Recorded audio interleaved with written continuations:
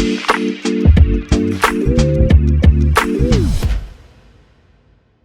right, hello, and welcome back to the Chase Thomas podcast, where I'm still the aforementioned Chase Thomas, coming to you live from Knoxville, Tennessee. This afternoon, we've got a first-timer on this edition of the program. We've got Damian Parson himself from the Draft Network. Dame, good afternoon, sir. How are you? I'm good, man. I'm good. It's preseason football's over, and we got week 0 out of the way for college football. So we're got to get into some real juicy, great matchups starting this weekend. So life is good, man. How much of a break do you give yourself after May and after the draft, and everything winds down for a little bit? After the draft, for TDN, we typically we get like a week or about a week or two to just kind of decompress after the draft because of the grind from literally summer scouting all the way till to the actual draft event. And once we come home, we take a little bit of time off, like it's about a week or two. We still do like some content, but like in terms of watching film and things of that nature, we try to give our eyes, our brain, everything just time to just relax for a bit. Then we start summer scouting in the beginning of June. Before we get right before like training camps and preseason, we all try to get our vacation in it as well, just to reset and get and really be real relaxed and fresh for another 10-month or so grind. Absolutely. Have you ever watched a player so much on tape that he's popped up in your dreams? I haven't had that. I've watched the guy so much to the point where like I'm trying to type somebody else's name, whether it be a tweet, article, whatever, and that guy's name keeps popping up, and I'm like, I delete the tweet. I think that actually just happened to me recently, if I'm not mistaken. I got two different, they had the same similar first names, different last name, but I've been talking about the other kid so much that I ended up typing his name out, and like the clips didn't match, so I had to delete the tweet and redo it. I mean, hey, I'm amazed by like how you're able to keep all these guys together. I mean, one of the things that I think in college football that's changed, and it's just the nature of the beast, but I think I wonder for you guys where there's just so much movement that it's really has your job gotten more difficult with the portal, with guys moving around and systems moving around? Because look, like I'm not saying just like let's all shed a tear for the sports writers for what's happened here, but I think we can have the conversation that like the portal is good for athletes and bad for sports writers. I think that's a fair assessment, where it's like it's significantly more difficult for us to keep track of where everybody is and what systems everybody's running. Like everything is, I think, a lot more jumbled, and I think it's just the casual fan has been X'd out of college football. I think it's really, really hard for a casual football fan who has like an accountant day job to now keep track. Like you can't just get Phil Steele's annual and be ready to go, because there's just so many. And you're like, wait, who? Every year there's just going to be so many guys moving around. But for you, because like we used to have this thing where you got to see a guy in the same system with the same staff for 3 years or whatever it was. Now you might see a guy play in 3 different systems over 3 years, and then, he's ready for the draft. And you're like, all right, well, I got to figure out who this guy is who's played in 3 different systems, and I don't really know what he is. Have you found that to be the case? No, 100%. And I think that's just the landscape of college football is an ever-changing beast. And with the transfer portal, it does make things a lot harder to keep up with, because there's so many guys. You got the transfer portal and you got NIL, and those two things combined make it difficult to figure, okay, this kid was at Florida State last year, and you're prepping through, and you get your assignments. All right, summer scouting, I got to watch this kid. It's like, and you look at the spreadsheet and like, wait a minute, he's in Michigan? Like, you got to make sure that's not a typo, make sure that was correct. And then you look like, yeah, no, he transferred to Michigan. Like, so it's like you always have to, no matter what your preconceived notion was from the previous year, always check the school rosters, look up the kid's Instagram account, their Twitter account, everything. Because they especially Twitter, like they will post their transfer intentions and different things of that nature, typically on Twitter. So definitely always want to just stay updated. It's hard, But it's very well worth it, because you don't want to go into a situation where you're supposed to be discussing a player and you put the wrong school and different things of that nature. You want to make sure that you're on point as much as possible. There you go.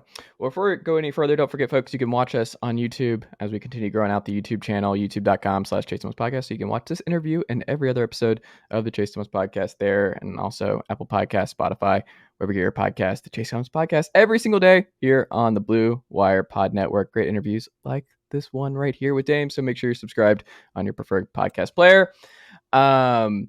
So Damian, I want to first start off. This is something that's extremely interesting to me, because week 1, right around the corner, week 0 in the books, but I'll be in Neyland for the Thursday night affair against Ball State. I'm going to guess you're not going to watch a lot of tape from Tennessee Ball State on that one, but it'll be fun. Like, we're going to score a lot of points. That'll be fun. And Tennessee's offense is a lot of fun that you, I'm sure, are quite aware of. But who do you already have your eye on? Like, the way I organize my weekend viewing is not the same as how Damian and the Draft Network guys organize their weekend. So who do you have already circled that you're like, I'm really, really excited to see this guy play week 1? Oh man, I'm gonna kick it off with and most people probably tell you I'm probably leading the charge for Anthony Richardson, quarterback out of Florida. A lot of the talk this preseason and the 2022 NFL draft class from a quarterback standpoint was, man, this class really isn't that good, right? And the 2023 class is much better. And to an extent that is true. It's more so the 2023 class has a lot more physical talent. You have of course, Bryce Young and CJ Stroud at the top. Then you have Will Levis, you have Hendon Hooker, you have the young man from Stanford. Blanking on his name for some reason right now. You talking about the quarterback, Tanner McKee? Yeah, Tanner McKee. And of course, Will Levis, Anthony Richardson. There's a lot of different guys that can really step up. It's the battle for QB1 at the moment is a 2-man race heading into the season. But it doesn't stay that way once we get halfway through the season, right? Like, we're going to see one of these toolsy quarterbacks, whether it's Will Levis take a step, or maybe even him and Anthony Richardson. But Anthony Richardson starts the season off against a good Utah team that plays good defense. They're well coached. And this is a team that people expect to be, some people predict them to be the Pac-12's first entry into the college football playoffs and into the 4-team race at the end of the season. And having Billy Napier, new head coach, Dan Mullen's gone, and the uncertainty that he brought when it came to how to, using guys properly. We saw he didn't use Texans rookie running back Damian Pierce nearly enough, and everybody will not forget that. So it's like, now you have Billy Napier, who's instilling a different level of confidence. Listen to Anthony Richardson talk about how the guys are guys eventually bought into what he was selling, and everyone has from leadership on down in terms of the players. They're all in with Billy Napier. So it seems like a less toxic, more cohesive situation down in the swamp. And when you look at Anthony Richardson, man, the talent, he's 6'4", 6'5", 240 pounds. He runs a 4.5 in the 40. He has a rocket of an arm. He may have the best set of physical tools, in my opinion, in this class. Now he just has to go out and throw the ball at a high rate. He's going to have a lot more opportunities being the full-time starter. There is no question about that. He stays healthy. Chase, I really feel like he's one of those guys that he puts it all together in 2022. It'll be a 1-year true sample size, but he's going to be and I think I said this on the Town Factor podcast, which is our college football podcast, and me and my guy Keith Sanchez host, that you can find on, of course, Spotify and Apple Podcasts. But we talked about when it comes down to like the quarterback situation, Bryce Young and CJ Stroud, their two biggest rivals right now is Anthony Richardson and Will Levis, because these are the guys that the NFL typically looks at, right? Everybody's looking for Josh Allen, Patrick Mahomes, Lamar Jackson. You know what I'm saying? And Anthony Richardson, to me, it's very much so like a Cam Newton. Just I feel like from a passing standpoint, he has better mechanics and a better feel. So it's like, when you got a guy that big, that fast, that physical, that explosive, and then he has the arm talent and the mechanics to throw accurately downfield and attack all 3 levels of the defense and really make you play 11 on 11 and cover each blade of grass, that's very, very difficult to game plan for. So I'm looking forward to watching him I'm excited for this weekend, man. There's a Mm, lot of different guys. Miles Murphy from Clemson, the edge defender, man. I'm extremely excited to see how he just kind of compounds and stacks up another great season. And yes, Will Anderson, we all know that he is the top dog, at the edge one position, but that edge two to me solely belongs to Miles Murphy. He hmm, has all of it. Over TDN, we kind of nicknamed him Trayvon Walker with bend. Like he can bend the corners and bend the edges. Great length and power at the point of attack. Good hand usage to defeat and deconstruct blocks and win the edges. And then he also has the ability to sell the outside path and then stab and go right inside of offensive tackle and cross face. So he's an interesting player as well, man, and a really, really good player. So those are some of the guys. It's a lot of guys I'm looking forward to seeing this week. On the flip side, though, they're hosting Utah, right? So you've Mm-hmm. got Cam Rising coming in the building, former Texas kid. I'm curious, does he have any path to? I mean, a lot of people, they're the favorite to throw in for the Pac-12 finally back into the college football playoff after years away. And a lot of that stems from what Cam did. And he obviously beat out Charlie Brewer last year and was a really good player for Mm-hmm. Utah. But when you look at what he can do against Anthony Richardson, is there any path to him jumping into or just kind of rising up the ranks and becoming an NFL type quarterback, or is that just unlikely for Rising? No, I think he can. I think his tools aren't like he's not the most toolsy guy. He doesn't have Mm, the biggest arm or the most mobile or even the biggest frame. But he's a baller. He's a gamer, man. Like he comes in and he the energy and with his play. I think mm, it's big. And you saw the difference when he took over the starting job last year. Utah's offense kind of just took off. They looked better. mm, They had more energy. They looked more confident in what they were able to do. So I definitely, without a doubt, I believe that like he has, and that's again, it's a big showcase for him. Week one, you walk into the swamp and you got Trey Dean at safety. You have Avery Helms at corner. You got Miller at middle linebacker and Brenton Cox Jr. at edge and Gervon Dexter at interior defensive line. You have some guys that you have to be aware of and be prepared to face off against from that defense. And they know they can get to the quarterback. They can play good coverage and they have very versatile secondary as well. So no, if he goes up there and he lights them up, and it's at the end of the day, it's an SEC team, and we know what that does, not just for the committee in terms of if they run the table and one of the teams they knock off is Florida to win the table, and they go undefeated through the Pac-12.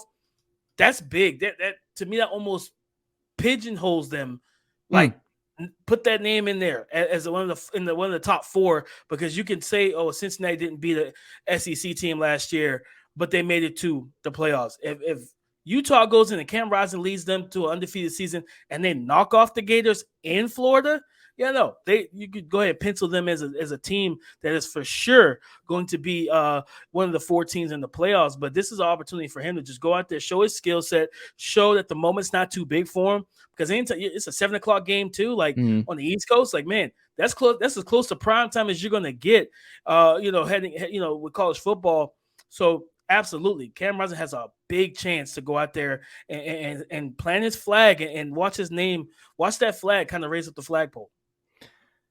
With quarterbacks, I think it's so interesting because we've all just penciled in CJ Stroud and Alabama and Bryce Young from Alabama going 1-2, right? Like it's just penciled in. Like they're the two for quarterbacks taken. It's like we see this every year. That's not how it's going to go. It's not going to be that clean. One of those two are going to drop. We don't know which one of those two, but let me ask you, this is a two-parter. Of the two of them, who's more likely to dip come draft time next year? And of the first-round mock quarterbacks at Draft Network and what you guys have seen, who is most likely to start the year in that first round, but to fall out of favor in that Sam Howell type zone? Ooh. So first, the first part, when it comes to CJ Stroud and Bryce Young, the one thing that will impact this is going to be measurements, and it's going to Hmm. be Bryce Young's measurements, right? Bryce Young has the arm talent. Like he's extremely mobile. Like I Mm, don't think people realize just how quick and fast he is as a runner with the football. He's an improviser. He's not someone that you're going to run into the read option and QB power and veer and things like that with. But he's a guy that when things break down, he can make plays with his leg. He can extend windows. He can extend plays and create second reaction opportunities for his receivers and create a scramble drill. CJ Stroud doesn't offer that as much. I feel like he can move. It's almost like he's reluctant to. So people peg him as just a pure pocket passer, right? But because of the fact that he is a bigger, taller, longer arm, quarterback, that you're like, okay, well, he drops back. He doesn't have to get a great amount of depth in the pocket on his drops to see over the offensive line. You won't have those questions with CJ Stroud, right? So that's where, because we at the end of the day, we know it doesn't matter how big you are, like they're going to be, I would say, traditionalists. They're like, okay, he doesn't meet the height requirement. Right now, we do see the Kyler Murrays, we've seen the Drew Breeses, we've seen the different shorter spectrum quarterbacks, Russell Wilsons and those guys. But from a historical data standpoint, it's not a strong case. So if anybody out of those two, if any one of them were to drop, I think it would be Bryce. And when you look at the quarterbacks that have been mocked in the first round, we've seen Tanner McKee in the first round. We've seen, of course, Anthony Richardson has made a couple of our mocks in the first round, and different things like that. I think if any of the guys that have been mocked in the first round that could drop, I think for me it would be Tanner McKee.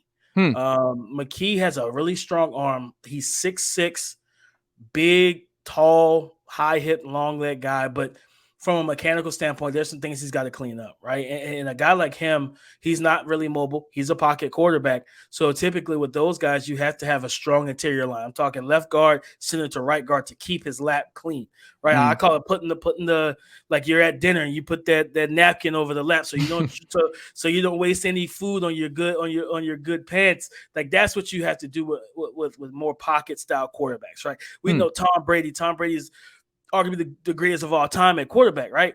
Tom Brady is not really extreme. He's not mobile, right? He's not a guy that's going to give you the run threat. He'll sneak up on you every once in a while and get a first down, but it's very rare. But the main thing with him is if you pressure him off there, Von Miller isn't Tom Brady's worst nightmare, right? Even though he can bend, he's got the explode. That's not his worst nightmare. It's Aaron Donald. It's the prime J.J. Watts. Those guys that can collapse the pocket in his face and in his lap. With Tanner McKee being 6'6", being so long-legged and high-hipped, he overstrides with his lead foot, which causes the ball to dip, some inaccuracy in ball placement. He's got to learn how to throw with the changeup. I talk about with quarterbacks being a pitcher. Don't just be the fastball guy, because eventually, just like with batters, the defense is going to figure out the fastball. They're going to time it just right, and they're going to make that interception. They're going to make that pass breakup. It's going to be a tip drill. Your receiver's not going to be able to catch. Know how to change it up. Give me a changeup. Give me a slider, right? Give me something else. Like alter the speeds of your throws, and that will help him because he wasn't the best deep ball passer in college football last year as a result of that. He didn't know when to pull the string and just put touch rather than put so much steam on it. So those are the things that, to me, and he hasn't played a lot either, right? He played, last year, but and the results were kind of up and down.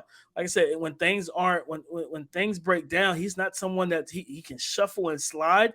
But again, you have to make sure you protect the interior offensive line for him. And I just feel like his game isn't easily as translatable as others, right? Anthony Richardson, which we just did, if anybody, wants to kind of watch us break down tape, me and my guy, Ray Garvin, Ray G, on the Draft Network's YouTube page just did a film session called 4 Downs, which we started 2 weeks ago. We did Anthony Richardson this past Friday, and we showed there's a play on there against, I believe it was FIU, where they have a free runner, defensive tackles bearing down on him, and he jukes him and gets by him, right? And not only that, then he runs, jukes 2 more guys, stiff arms a guy, and then hurdles a guy. And it was just like, it's those type of plays where it's like, yeah, Tanner McKee's not doing that. And it's like, when there's a free runner, he's nearly dead to rights. And it's like those are the plays where defenses like guys like that in today's NFL. The defensive fronts, the front sevens are much smaller. You have more hybrid linebacker safeties. And when you start seeing these complex blitz packages where they're showing blitz from one side and they're dropping off, and here's the fire zone coming from the opposite side of the formation, and you got a free nickel, Tanner McKee's not the guy that's going to be able to evade or elude that. So it's like that's what defenses want. They want guys that can't get away from that guy. Like, and when you have a mobile quarterback, it makes things, we use the phrase make things wrong right. And you know what I mean? So it's like the pass protection is wrong, the defense has everything right, but it's wrong for the offense. And then you have Josh Allen who can pirouette in the pocket, stiff arm a guy, reset his feet, and throw a 60-yard strike to Gabe Davis. And it was like he just made everything that was wrong about that play right because we just scored. And that's what teams really are looking for nowadays. We see with Malik Willis and the splash plays he's made in this preseason. So if anybody was to fall out of the first round mocks to like the second, third, or possibly fourth round, I think it would be Tanner McKee. Interesting. I like it. I've also, when Joel Klatt said on a podcast a few weeks ago where he was like, I think he compared Bryce Young to mini Aaron Rodgers. It was something I couldn't unsee, where like what you just described of just the freelancing and doing stuff on the run. And if he had Aaron Rodgers' size, like I think that'd be a pretty common comp, right? Yeah, I would like that. He reminds me, Bryce, I mean, and some people say it's low-hanging fruit, but he reminds me of a twitchier, quicker Russell Wilson. Where there's like I talked about just when we were discussing McKee just now, there are plays where Bryce, I think it was in the Auburn, like the toughness that this kid bestows, man. The Auburn pressured him 20 times. I think he was hit double-digit times and sacked 7 times. He took a beating in that Iron Bowl game. But it's like, okay, I compare it to boxing. You're going to take your hits. But can you counter? Can you keep getting up, right? Like I think back to the old Rocky films, he's going against was it Dragoff or whatever, like the Russian. He's getting his block knocked out. He's getting his butt whooped. And it's like, I'm still getting up. And like the Russians are like, this can't be possible. And he's in Russia. And the crowd kind of turns to Rocky's side because, all right, this guy's got he's got some stuff about him. Like, and that's Bryce Young. Like he's got that, like he took that beating and he never wavered, like he kept throwing, he kept punching to the point where they're in the risk of losing this game. And he throws a beautiful pass to Ja'Cory Brooks down the right sideline, over the right shoulder, in the front corner of the end zone at the pylon to take it into overtime. Then, of course, the famous whip route that John Mechie runs against Roger McCreary to end the game and to win that game for him. But we've seen quarterbacks. I mean, no shot to Sam Darnold. I hope he gets well because he's got the foot injury from this weekend's preseason game. But remember, he took a beating early in his Jets days, right? And what he starts seeing, ghosts. And that's what happens with some quarterbacks. They're just not physically or mentally tough enough to take that pounding and keep punching. And Bryce Young can do that. So I like that. I feel like he's a quicker Russell Wilson. Like he can free runners, he can make guys miss, and he can extend the pocket. He's got even some of the improv, like you see Brett Favre, he's right-handed, but he's running to his right side. He's got somebody bearing down on him. He just like flicks it like a pitch with his left hand. It goes 7 yards to the closest receiver. They get the first down. He did that, I think, against Georgia. Like he's got some very strong improvisational skills.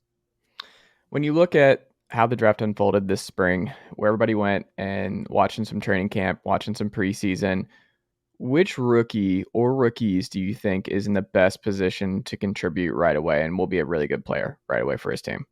Oh man, I'm gonna go to Pittsburgh, and I know some people are gonna say Kenny Pickett. I'm gonna say George Pickens. Like George Pickens has been an absolute monster, right? It's crazy when people see him and he sells his release on run plays, and then he just runs up and just bodies the corner because he's blocked. He did that at Georgia, like all the time. Like he did it all the time. He did it against Michigan to Dax Hill, who's the star, which I'll talk about in a second, the star rookie over there in Cincinnati. But looking at the receiver situation. You got Deontay Johnson. You have Chase Claypool. You drafted Calvin Austin, but that other spot's been open, and I think that's why they drafted him. Now there was some concerns about his maturity, but from a game standpoint, he's got the explosiveness, he's got the speed to win vertically. He's a solid route runner as well. I think I like his routes, his ability to get in the blind spot and work DBs and man coverage. And then at the end of the day, his catch radius, his ball skills, be able to track the ball downfield, attack it at its highest point, climb the ladder. I always say with guys like that, the phrase I always use is you throw it where the kids can't get it. And you know what I'm saying? So it's like you put it where these smaller DBs can't play with him and play basketball on those alley-oop plays. Like, yeah, you can jump, but you're going to get dunked on. And that's kind of the situation with him. So he's a willing blocker. He's tough. He's physical, got great hands. He's got the total package to be a wide receiver one in this league. And I think he's in the perfect situation to come out early. Because I don't think, even with the way that he played in the preseason, I don't think teams are going to put their number one corner on him.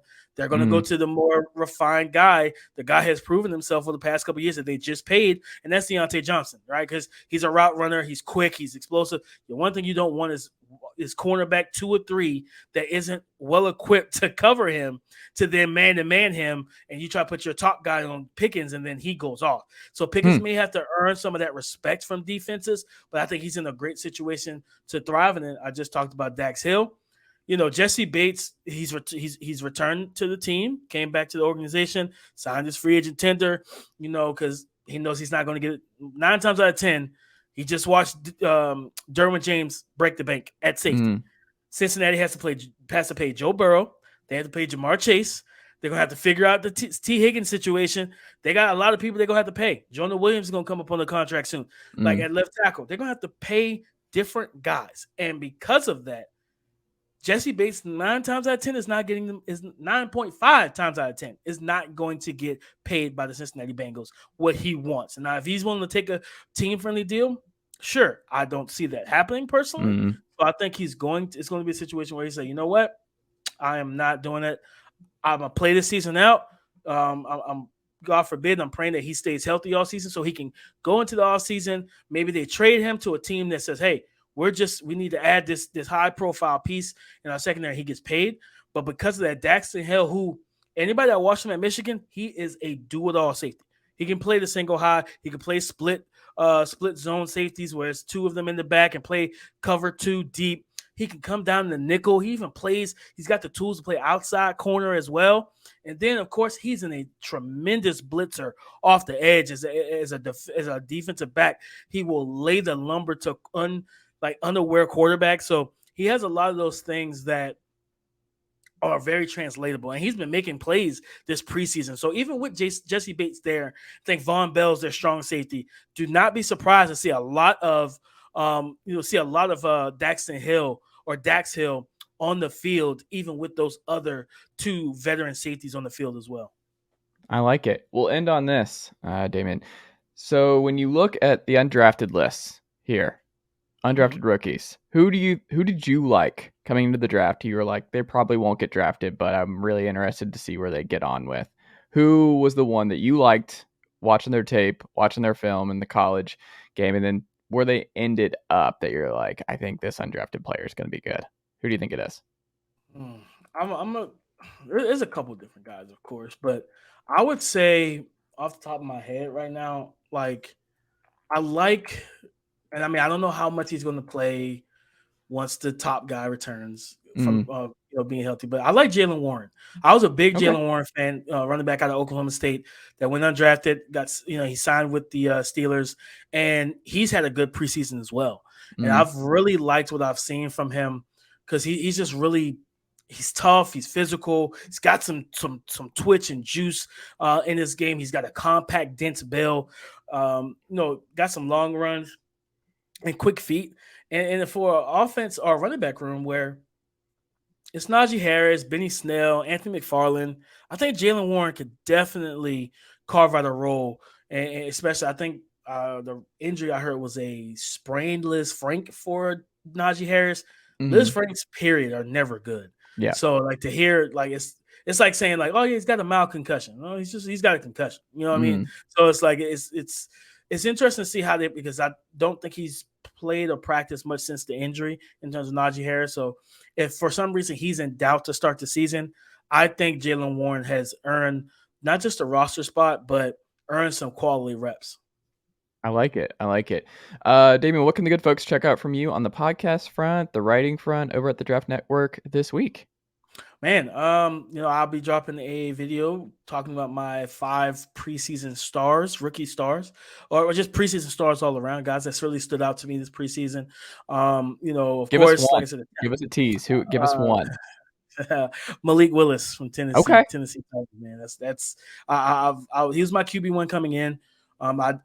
We talk about, like we just talked about with the QB battle for this year. Like, yeah, you can go safe, but if you see a guy like Will Levis and Anthony Richardson, they have a great season, it's really going to be hard to say, man, those tools are really hard to pass up. And you see what Malik's been able to do. So that's one of the guys on my list. But I have that coming. It's week 1. So me and Keith, well, like I said, we host the Talent Factor Football podcast. So we're covering the college football season. And so we got our preview show coming up. Like I said, find us on Spotify and Apple Podcasts. I haven't figured out what I'm going to actually write about. I actually do know what I'm going to end up writing about. It's going to be more so just picking one of the, because we do pro scouting too. So pick one of my NFL teams and do 3 keys to their week 1 matchup. Okay. You know what I'm saying? So I haven't figured out the team yet, but that's probably what I'm going to do. Falcons don't start Jalen Mayfield. Might be that is definitely something that they should not do. Unfortunately, he has not shown the reliability. And you want to protect. You got talented quarterbacks with the veteran Mariota and then the young kid Desmond Ridder, who have shown some really good flashes of arm talent, accuracy, ball placement, mobility, clutch gene, kind of like toughness, all of those things. So they have a really good situation. That's good to hear as a Falcons guy. Yeah, I like what they have. Kyle Pitts for a full year this year with Drake London and company is gonna be. Kyle Pitts in my life is just a really nice thing. As someone who despises the University of Florida, just having him on the Falcons is nice. Now I can root for the unicorn, so it's gonna be fun. Yeah. It is weird though, still with the college numbers for NFL guys with the number 8 tight end, and I'm still not really used to seeing stuff like that. Wide receivers, it was pretty easy. Like wide receiver doesn't affect me, but like it's kind of jarring to see a tight end with number 8. Like it's still just weird. It's even worse seeing defenders. Like what I mean, like you see a linebacker with the number 2 or 12, and it's just like, bro, what is going on? College, they're doing the same number. You can have the same number if you're offensive. That makes it even more. Yeah, it makes it even more difficult a lot of times. You just have to know. You have to pay attention to body types and stuff like that. But yeah, man, it's like I said, we are here at week 1 of the college football season. A lot of great games set up this week to really kind of set the stage for how this season is going to go. The rankings, I just expect the rankings to be all over the place in college football this season because there's a lot of talent around the country. And USC, shout out to Lincoln Riley and those guys over there. That's going to be an explosive offense. I know a lot of people are penciling in Utah, but I feel like they do not overlook what USC has offensively. Defensively, we got to see what they bring. They got some guys that, on the defensive side of the ball, that are some young guys, but if they take that step, it'll be really helpful. But offensively, the firepower, the quarterback play, the play caller, it's all set up for them to average 42 points a game this season. I mean, look, the Apple Cup's going to be must see. Michael Penix Jr. versus the JUCO transfer, who everybody what's his name, Ward? Cam Ward. Connor Ward. Listen, another guy's got kind of that 3/4 inch type of release, and he can sling it, and it's going to be an adjustment, of course, going from Incarnate Word to the Pac-12. But once he gets the timing and his feel down, I think that offense is going to put up some points. I like it. Well, don't forget, folks, check us out on YouTube. Like and subscribe, all that good stuff. If you enjoyed our conversation today, new episodes every single day here on this very feed. Leave us a 5-star rating, interview, and tell us why you liked Damian being on this very program. And go subscribe to the good folks over there at the Draft Network as well, if you have not already done so. Damian, thank you so much for the time today, and we'll have to check back in again soon. Yes, sir.